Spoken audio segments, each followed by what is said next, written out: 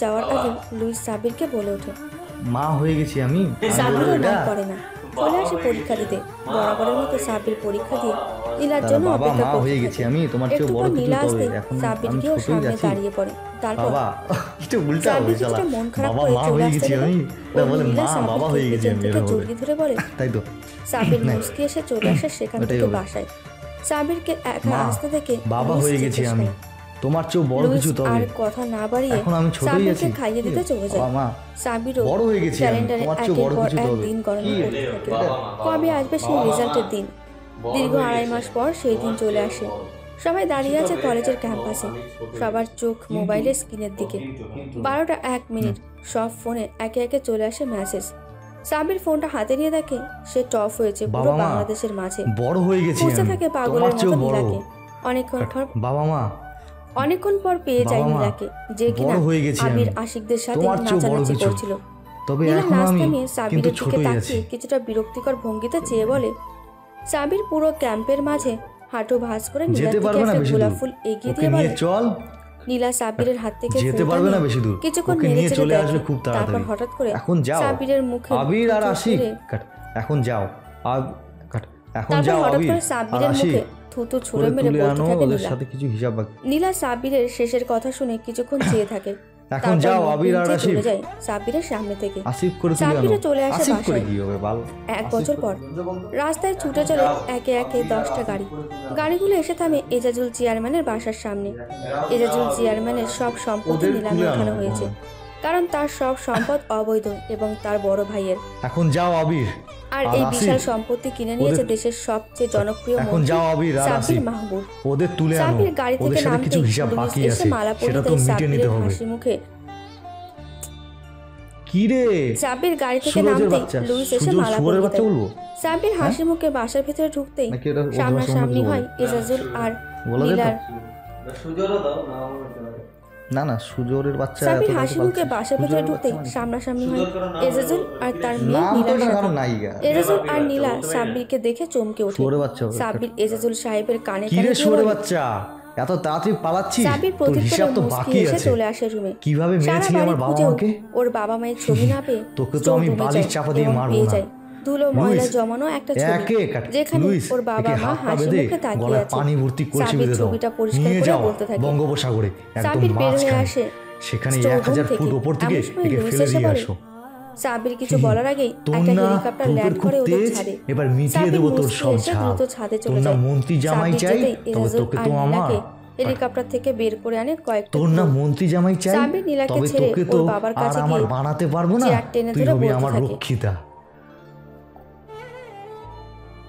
সাব্বির নীলাকে ছেড়ে ওর বাবার কাছে কই, গিয়ে যাবি ওয়াল না? টেনে ধরে বলতে থাকে। লুইস চলে যায়। এদিকে সাব্বির নীলার চুলের মুঠি ধরে নিয়ে আসে রুমের মাঝে। দরজা আটকে দিয়ে হিংস্র জানোয়ারের মতো ছিঁড়ে ফেলে নীলার দেহ থেকে সমস্ত কাপড়। কই নীলা যাবি না? ভয়ে চিৎকার করলো তোর বাপ না আছে তোর আশিক? সাব্বির আর কোনো এটা কি কথা লাইন না লাইন বলে লাইন ঝাঁপিয়ে পড়ে নীলার উপর। যাবি না? এটা নিয়ে খুবলে খেতে থাকে নীলার দেহ। সারাদিন নীলাকে খুবলে খেয়ে সন্ধ্যার আগে ছেড়ে দিয়ে নীলার শরীরের দিকে তাকিয়ে বিজয়ের হাসি দেয়। নীলার শরীরের প্রত্যেক অংশে সাব্বিরের কামড়ের দাগ।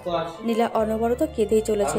সাব্বির হুঙ্কার দিয়ে ওঠে, নিজের বেল্ট খুলে একের পর এক মারতে শুরু করে নীলাকে।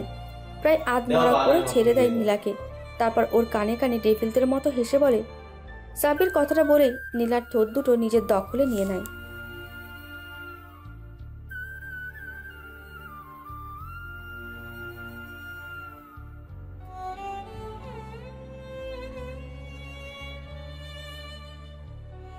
কাট।